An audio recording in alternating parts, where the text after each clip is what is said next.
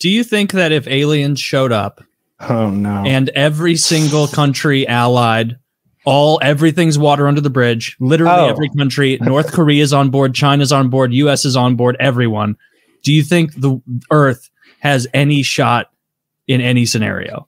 Yes, absolutely. You think so? Any scenario? Surely. So if they need, I just mean like if they got there to us, like we didn't reach out to them. They're here. Show up. They're here and they're mad.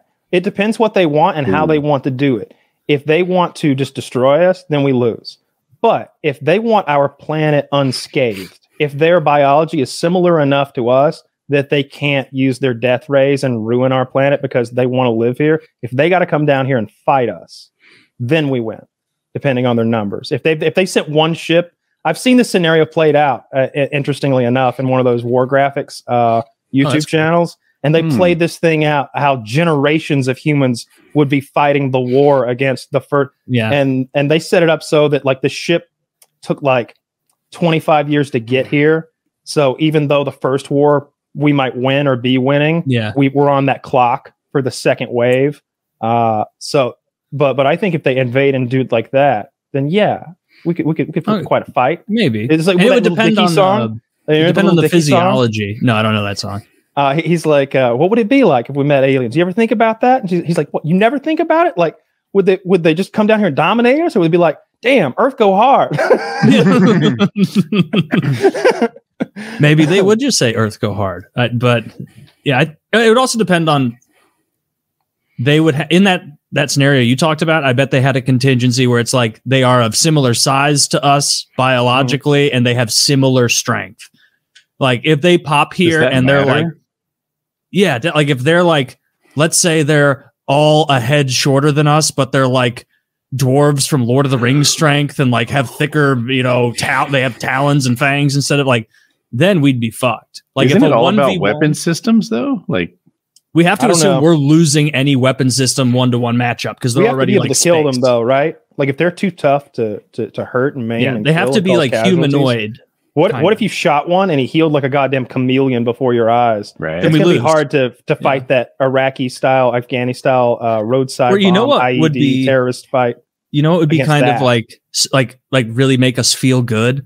What if we're the like giant terrifying species and like aliens show up and they're like, fuck, these things are like 1,000. They have weapons. Zigmar feet tall. I got it. They don't even have a word for weapon.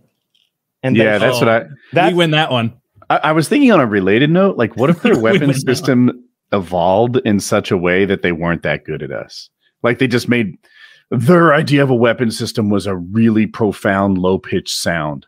And we're all like, and? That's interesting. We're solid. That's really obnoxious. Fart people are here. They're gaseous. They're just gas in these little bubbles. Oh, look, the fart people are here. Guys, look out! They're going to try to blow us away again. Yeah, right.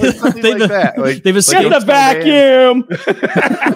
There's no scarcity in their world, so they don't understand the need to lie. So we just manipulate the fuck out of them. For sure. Keep Three Body Problem does that. Yeah. It's real interesting. They're able to read minds, but they can't lie. So now we need to lie to them, even though they can read your mind. And we need to you need to lie in such a way that no one knows you're lying, even you. Mm-hmm. And it gets pretty clever. Yeah. No, I love those scenarios. It would be, that's been one of my things I've always wished is that we would meet aliens. I want to know what they look like or what they are. Yeah. Even if, I bet they'd be horrific looking. I was going to say that. Taylor's like, wouldn't it be great if we were the big, strong ones? And I was like, well, regardless, we're going to be the ones that conform to our beauty standards. Yes. We will definitely think they're ugly, almost for sure. Oh, there'll be a whole bunch of fetishists who are like, oh, those worm people turn me on. They've been jerking up to tentacle porn their whole lives, and the worm people show up. Oh, they're going to be... Right. All of Japan, just like the fang bangers in True Blood, the chicks who want to bang vampires are called fang bangers, and you can see why they'd choose a fanged man over a non-fanged man. They just have you can give them immortality. You can't get an erection though. No blood. It's like infinite stamina, and they fuck so fast. It's an actual blur. Mm-hmm. I don't think that'd be good. That's how women like to be fucked. Right? They love it. You just totally ignore them and you go super speed. It makes a Taylor. It makes a sound like Sonic the Hedgehog. No, like when he's charging, spinning in place. Yeah, that's Mario with the flower. You hear like as they like when he comes, all the bells come out of the coins or the star. Yeah. Stars. No, that's how women give sex advice the same way Woody does at haircuts. Faster's better. Point me at the TV. Point me at the TV and cut my hair. Quickly, quick on. No, but they are generally they're very good looking, the vampires in True Blood. And they're supposed to be super et sex. Yeah. There's very little vampire lore that doesn't have them on one side, either like Nosferatu, very obviously ghoulish and scary, or they're like actively more attractive than everyone around them. That's true. Yeah. Oh, there are some regular people vampire. Remember, there was like an accountant. There was that one chubby guy. Yeah.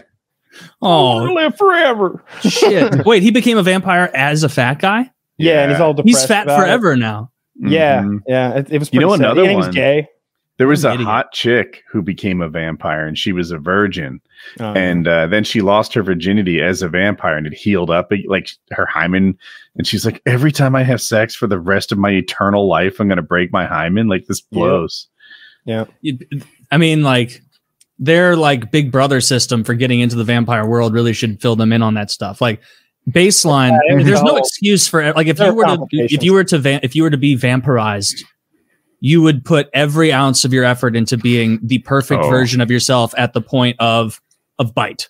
Everyone who's smart would. Can you imagine committing to eternal life with like I would get as close as big gut, close as possible to Kyle's Tinder profile. Like now you're dehydrated for all eternity. I'm always so thirsty. I'm so thirsty. This is a huge mistake. Yeah, that's what it's like being a vampire. You don't understand. I turned and I was dehydrated. I don't even want the blood. I was shredded. Look at this water. I'm so thirsty. You're so vascular. Look at your foot veins. Oh, they hurt though. Your foot veins ever hurt? That's how you know you've gone too far. Do I have my feet have always been like vascular though. I feel like feet always have veins popping out because they're working hard. I can't see them for the hair. You can't. You got some. Your feet aren't too hobbity. You have long hair on your toes. Yeah, I shave them both. I run my like trimmer over my feet and my toes because they're fucking gross. They don't grow like a ton of hair, but it does. There's like some hair there. That's too much.